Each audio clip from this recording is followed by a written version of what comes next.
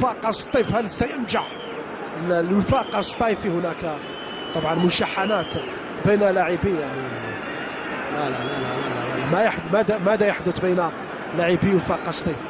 ماذا يحدث بين بن شوشة وأيضا بين رمضان حيثالة عن من سينفذ ركلة الجزاء؟ من مباراة مثيرة في آخر أنفاسها. ركلة الجزاء الأولى ضاعت من بن شوشة وصدها رضوان عاشور بشكل ممتاز، وبعدها بثوان يرتكب سفيان بوشار خطأ على مهاجم وفاق السطيف ويتلقى بطاقة الحمراء، والحكم يمنح